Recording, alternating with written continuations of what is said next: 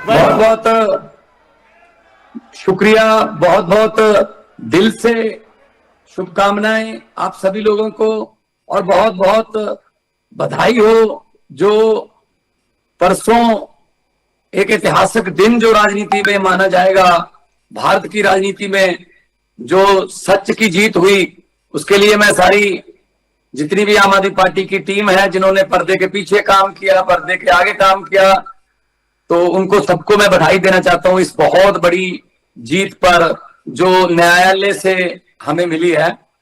अरविंद केजरीवाल साहब बैठे हैं, गोपाल राय जी बैठे हैं, मनीष सिसोदिया जी बैठे हैं, सौरभ भारद्वाज जी बैठे हैं, और संजय सिंह जी अभी बोल के गए हैं, और जितनी भी दुर्गेश भी नजर आ रहे हैं, सभी जितने भी आम आदमी पार्टी की टीम की जो रीढ़ की हड्डी है वो सब बैठे हैं।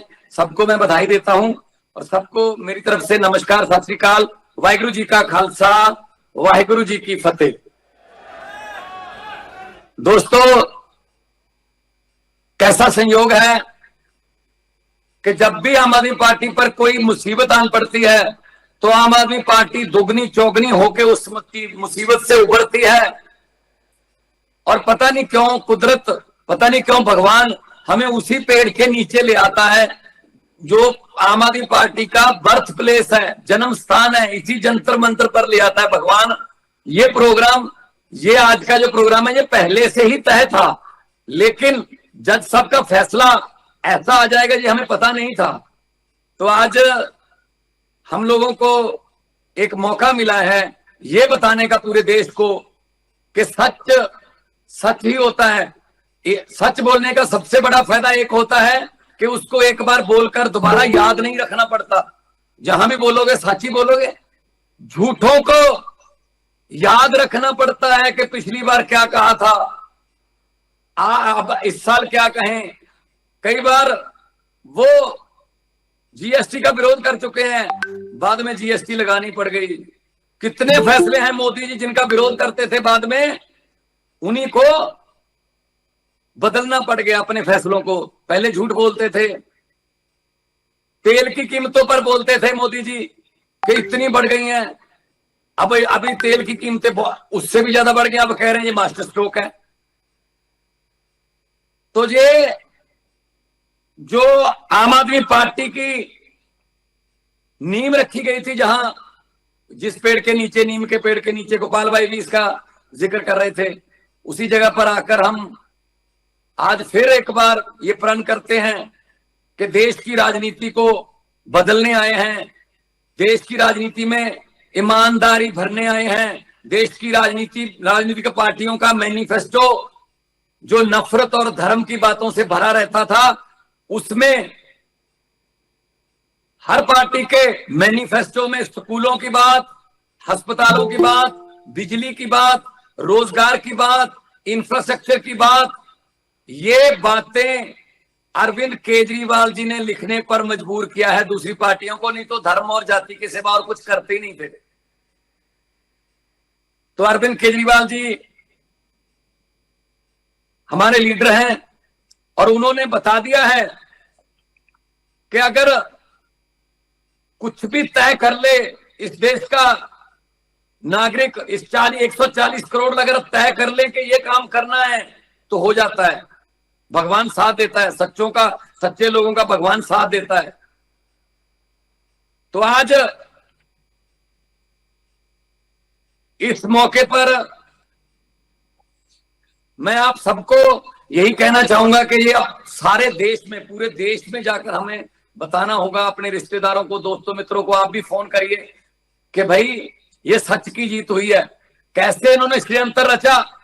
साहब को किसी ने जाके बोल दिया जी अस्पताल बहुत अच्छे हैं, अरविंद केजरीवाल की सरकार ने अस्पताल सरकारी बहुत अच्छे कर दिए, तो प्राइवेट वाले अस्पताल वाले जिनसे हमारा धंधा चलता है वो हम पर प्रेशर डाल रहे हैं जी, हमारे पास तो कोई आ ही नहीं रहा, हमारे जैसा इलाज तो सरकार ने फ्री कर दिया है दिल्ली के अस्पतालों ने। तो साहब ने पूछा होगा ये किसने बनाए, सतिंदर जैन ने, सर अंदर कर दो। सतिंदर जैन अंदर कर दिए। फिर किसी को बोला, साहब के पास कोई आया, साहब ने मोदी जी को किसी ने बोला कि जी स्कूल बहुत अच्छे हो रहे हैं, दिल्ली के लोग प्राइवेट स्कूलों से बच्चे निकालकर सरकारी में दाखिले दिलवा रहे हैं। सर प्राइवेट स्कूल वालों से जिनसे हम चंदा लेते हैं, फंड लेते हैं, वो कह रहे हैं किस बात का फंड दें, सारे बच्चे तो उधर जा रहे हैं, पढ़ाई एक जैसी हो गई, उधर फीस माफ है, हमें कोई फीस कौन देगा। तो मोदी जी ने पूछा होगा कितने बनाए, मनीष सिसोदिया ने, अंदर कर दो, जेल में डाल दिया जी।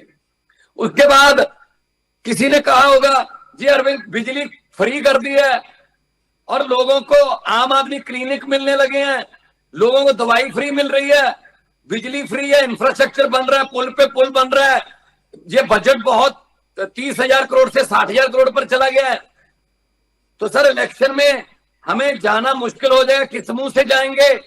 तो मोदी जी ने कहा होगा कोई घोटाला ढूंढकर अरविंद केजरीवाल को भी अंदर कर दो, उसकी टीम को अंदर कर दो, अंदर कर दिए सारे। तो लेकिन पेशी भुगतना बहुत मुश्किल है। हमारे देश में जो सजा होती है वो शायद इतनी कड़ी नहीं होती, लेकिन तारीख पे तारीख, तारीख पे तारीख, तारीख पे तारीख बहुत मुश्किल होती है, वही सजा होती है असल में। बहुत तारीखें भुगती अरविंद जी। जिस वक्त सारी पार्टी का थिंक टैंक अंदर था, आप पांचों नेता अंदर थे, मुझे पता है कि उन दिनों में जालंधर का बाई इलेक्शन आ गया और कोई भी डिसीजन मेकिंग अथॉरिटी जो थी हमारी, उसमें सारे जेल में थे, मुझे पता नहीं चल रहा था कि अब कैसे करें, क्या करें। फिर भी हम बी टीम जो हमारी थी, हमारा बैकअप टीम थी, उनके साथ मिलकर काम चला रहे थे। आपके साथ मुलाकातें भी हुई, आपने कहा कोई नहीं, भगवान साथ देगा, आप दिल से लड़ो और लोगों के पास जाते रहो, लोगों के दरवाजे खटखटाओ। हमने दरवाजे खटकाए और हमने जालंधर की बाई इलेक्शन भी और दूसरी एमपी की सीट भी बड़े मार्जिन से जीती सर, बड़े मार्जिन से जीती। उससे हमारा भी हौसला बढ़ा कि आप लोग भले ही जेल में हो, लेकिन आप जेल में जब मैं मुलाकात के लिए आता था तो आप यही पूछते थे पंजाब का क्या हाल है, पंजाब के लोगों का क्या हाल है, बिजली फ्री मिल रही है ना, पानी का काम चल रहा है ना खेतों के लिए, कोई दिक्कत तो नहीं है। करप्शन जो करते हैं उनको सबको अंदर कर दो, जो जिसकी भी रिपोर्ट आए अंदर कर दो। हमने देश को सुधारना है। जेल तो क्रांतिकारियों के लिए घी जैसे ही काम करती है। जब भगत सिंह जी को जेल हुई, उससे पहले जब असेंबली में बम फेंकने आना था तो भगत सिंह का नाम नहीं था सर बम फेंकने वालों की लिस्ट में। भगत सिंह ने जब लिस्ट पढ़ी तो उसने नीचे अपना नाम लिख लिया। तो चंद्रशेखर आजाद जो के नौजवान सभा के प्रधान थे, तो उन्होंने कहा भगत क्या कर रहे तू, क्या हो गया तुझे, आपको पता है कि ये नाम जो आपने लिखा है आप खुद ही, हमने गिरफ्तारियां देनी है इन लोगों ने, आप पर सांड्रस के कत्ल का मुकदमा चलता है, तुझे लाहौर ले जाएंगे और फांसी हो जाएगी। तो भगत सिंह ने कहा पंडित जी मुझे पक्का पता है, मुझे पकड़ के ले जाएंगे, लाहौर ले जाएंगे, 302 का मुकदमा कर देंगे, लेकिन पार्टी, हमारी नौजवान सभा पार्टी की थोड़ी लहर मट्ठी पड़ गई है, थोड़ी पार्टी को उभरने की जरूरत है, पार्टी की लहर को, पार्टी के कामों को। तो इनमें से अंग्रेजी सिर्फ मैं ही बोल सकता हूं, जितने भी बम फेंकने जा रहे हैं उनमें अंग्रेजी सिर्फ मैं ही बोल सकता हूं। मैं वकील नहीं करूंगा, मैं खुद वकील बनूंगा, अंग्रेजी में मैं बहस करूंगा और मीडिया को कोर्ट में बुलाएंगे, मीडिया को कोर्ट में बुलाएंगे तो वो जो मैं बहस करूंगा वो छपेगी और बाहर प्रिंट मीडिया में जाएगी, इससे हमारी पार्टी को बूस्ट मिलेगा। सर वही हुआ और पूरे देश में भगत सिंह राजगुरु सुखदेव की धूम मच गई कि कैसे कमाल के नौजवान हैं जो देश के लिए अपनी जवानी दांव पर लगा रहे हैं। सर हिस्ट्री रिपीट कर रही है अपने आप को। आपने भी जेल से हमें ऐसे ही मैसेज दिए थे कि भगवान झुकना नहीं है, इनके सामने झुकना नहीं है, जो एक्शन लेना है इनके खिलाफ लेना है ले लो, लेकिन झुकना नहीं है। आम आदमी पार्टी और बड़ी बन के निकलेगी। सर कल परसों जब फैसला आया तो आम आदमी पार्टी नेशनल पार्टी बन के निकली है। मैं अभी बेंगलोर में हूं, मुझे लोग बधाई देके जाते हैं कि बधाई हो जी, अब आपको कोई नहीं रोक सकता। ये पब्लिक के मुंह की जुबान की बात है सर, कि अब आपको कोई नहीं रोक सकता। अब आप जो दरिया होते हैं सर, दरिया को कोई नक्का नहीं लगता, दरिया अपना रास्ता खुद बनाते हैं।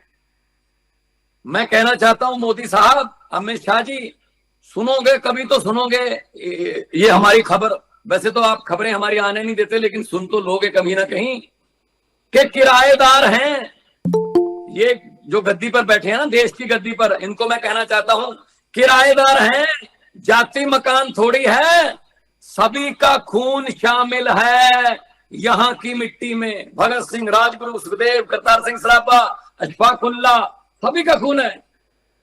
किराएदार हैं, ये जाति मकान थोड़ी है, सभी का खून शामिल है यहाँ की मिट्टी में। किसी के बाप का हिंदुस्तान थोड़ी है। कुर्बानियां देने के लिए पंजाबी आगे आए, 90% कुर्बानियां हमारी हैं। और पंजाब का आप आरडीएफ का पैसा रोक लेते हैं, 8,000 करोड़। पंजाब को जीएसटी का पैसा नहीं देते। पंजाब में बाढ़ आई, ऐतिहासिक बाढ़ आई, 1600 करोड़, महज 1600 करोड़ अनाउंस किया। वो 1600 करोड़ में से 16 पैसे भी नहीं दिए अब तक। और आप पंजाब में इलेक्शन लड़ना चाहते हैं। और पंजाबियों को, मतलब मैं तो यहां तक भी कह देता हूं कि आपका बस नहीं चलता। जितना पंजाब विरोधी, जितना आम आदमी पार्टी के विरोधी आप बन चुके हैं, आप साइकोलॉजिकली इतना आपको डर लग रहा है। सपने में भी आम आदमी पार्टी झाड़ू आता होगा कि जिस तरीके से आप पंजाब की सरकार का विरोध कर रहे हो, जिस तरीके से पंजाबियों का विरोध कर रहे हो, ये तो गनीमत है कि आपका बस नहीं चलता। वरना राष्ट्रीय गीत जो जनगण मन है उसमें से भी पंजाब निकाल सकते हो आप, कि पंजाब सिंध गुजरात मराठा ना लिखो, यूपी सिंध गुजरात मराठा कर दो इसको। ये तो बस नहीं चलता सर। और खून है हमारा इस मिट्टी में, इस देश को याद करवाने के लिए खून हमारा लगा है सर। जब भी दुश्मन की पहली गोली आती है, सीने पंजाब के तने होते हैं सर सरहदों पर। और आप लोग हमें कहते हो कि पंजाबियों को पीछे कर दो, पंजाबियों को ड्रग में ले जाओ, पंजाबियों को ये कर दो, पंजाबियों को इनका ये रोक लो, वो रोक लो। ऐसे नहीं चलेगा। सरफरोशी की तमन्ना अब हमारे दिल में है, देखना है जोर कितना बाजुए कातिल में है। तो मैं यही कहूंगा, जब मेरे पंजाब से मेरे वित्त मंत्री साहब बैठे हैं, पंजाब से मेरे एमपी बैठे हैं, सर पंजाब हमेशा आपके साथ खड़ा रहेगा। और जिधर पंजाब चलता है ना, देश उधर ही चलता है सर। जब देश को अनाज की कमी हुई, हरा इनकलाब पंजाबियों ने मिट्टी में से सोना उगा दिया सर, देश के भंडार जो है भर दिए। जब पंजाब को आजादी की जरूरत थी, देश को आजादी की जरूरत थी, पंजाबी आगे आए, 90% कुर्बानियां दी और देश आजाद करवाया सर। तो जब आम आदमी पार्टी का भी, पहले आम आदमी पार्टी का जो पेड़ आपने लगाया था देश में, उसमें सबसे पहले 4 हरे रंग के पत्ते पंजाबियों ने ही दिए थे सर। अभी भी पंजाब में सरकार है, आपको 2027 में भी प्रचंड बहुमत से सेंचुरी लगाकर आपको जो है इसका ये तोहफा देंगे हम।